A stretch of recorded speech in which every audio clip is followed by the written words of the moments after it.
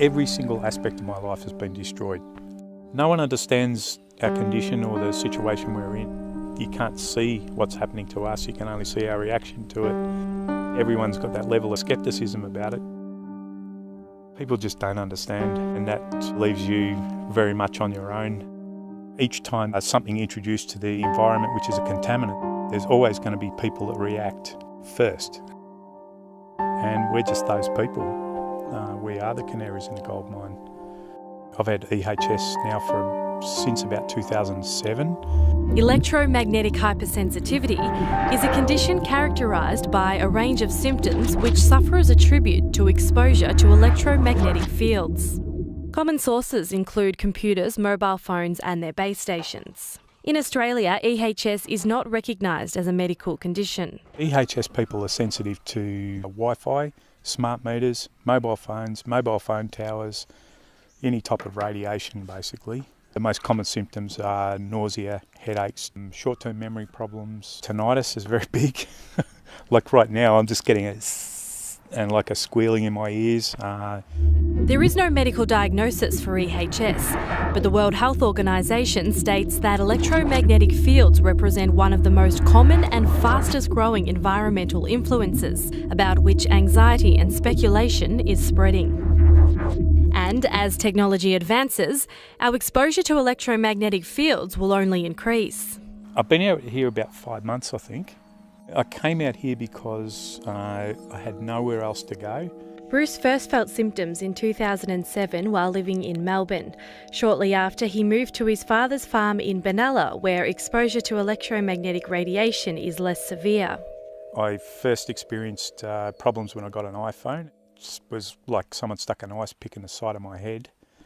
I still didn't click at that time, but then things just gradually got worse, and there was always a correlation between exposure and symptoms. I was pretty much a prisoner in my room for about 2 years. Well, I might be in a pub and everyone's standing around with their phones texting and all that sort of stuff, and I'd start getting a headache, but I was sceptical. I didn't believe it. I thought it was a crock, but the correlation was too direct. You try to explain that to people and they just think you're a lunatic or something, but it's very real. Every aspect of my social life, like relationships, everything destroyed by this. What woman wants to go out with a guy that can't go anywhere? She might as well go out with someone who's a prisoner. Bruce's computer has protective shielding over the monitor. He says this allows him to work on it most days. I build content management systems for websites. I do SEO and I do build websites as well. And I do a little bit of graphic work. Bruce says people with EHS react differently to different types of radiation. But it's inconsistencies such as this that have people sceptical about the condition. We've been really looking to see whether or not the electromagnetic radiation from mobile phones, for instance, actually causes the symptoms. So far, we've not been able to find an effect of electromagnetic radiation on the kind of symptoms that people report from electrohypersensitivity. Rodney Croft is the director at the Australian Centre for Electromagnetic Bioeffects Research. He's been coordinating studies into radio frequency effects on brain function. There are some people around the world who are very convinced that this is a real problem. It's just all closing in. They're just closing every black spot. They're eliminating every piece of refuge in the world where someone can actually find respite. Eventually there's going to be absolutely nowhere to go. There is one place people like Bruce can go.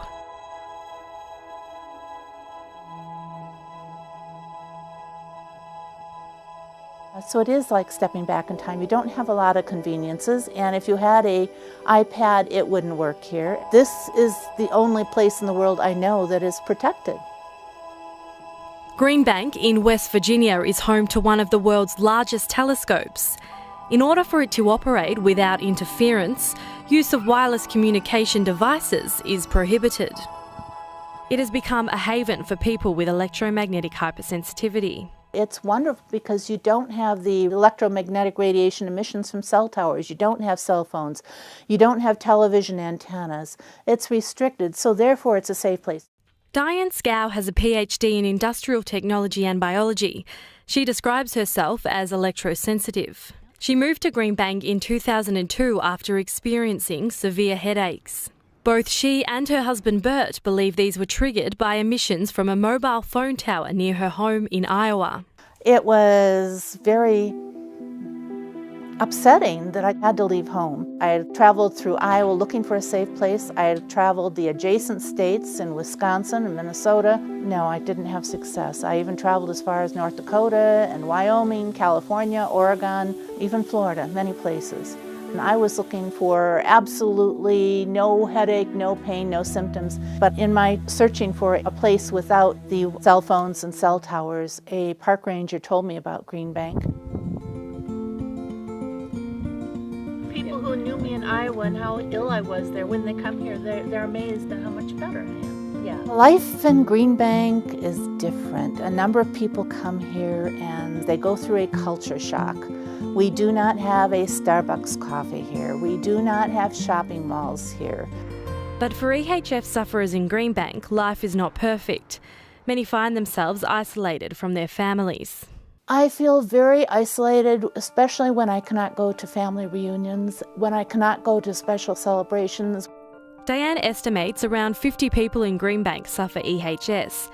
This is about a third of the population. I don't want to call it a club, but we have something in common that most other people don't have. We may not have the same symptoms, we may not react to the same thing, but we understand. And that is very important, is to be able to talk to somebody who understands instead of someone saying, well, I don't believe you, you're just making it up. What is difficult is telling someone and they don't believe that. They've never heard about it. If you go to Scandinavia or some other countries, everyone has heard of it. I applied for asylum in Sweden at one stage because I was absolutely desperate, and I'd been in lockdown for basically 2 years, and I just needed to get out and reclaim my life. In 2002, Sweden became the first country to formally recognise EHS as a physical impairment. In Sweden, they get the governmental subsidy because it is recognized, and it will then take care of all the needs of people with this disability. Neuroscientist Ollie Watson was a major force in the push for electrohypersensitivity to be formally recognised in Sweden. He has long warned about the health impact of exposure to electromagnetic fields. People with electrohypersensitivity, they do not have a disease. They do not have an overall diagnosis. They are not patients. They are normal, healthy people from that point of view. But in inferior environments, they will function less well. I knew that, with something like this, it's a waste of time seeking medical help or anything like that, but I did it anyway.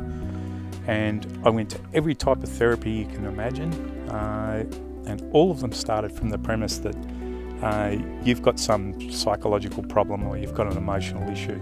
It is definitely possible that electrohypersensitivity has a streak of or a major impact of psychological factors. So far, it has not been able to prove it in various controlled experiments. There are no evidence that the radiation from electromagnetic sources such as mobile phones, computers, etc. do not harm us. Some people with electrohypersensitivity say that they are kind of the classical canary bird in the coal mine. And it has been that case very many times in human history, that a subgroup reacts first.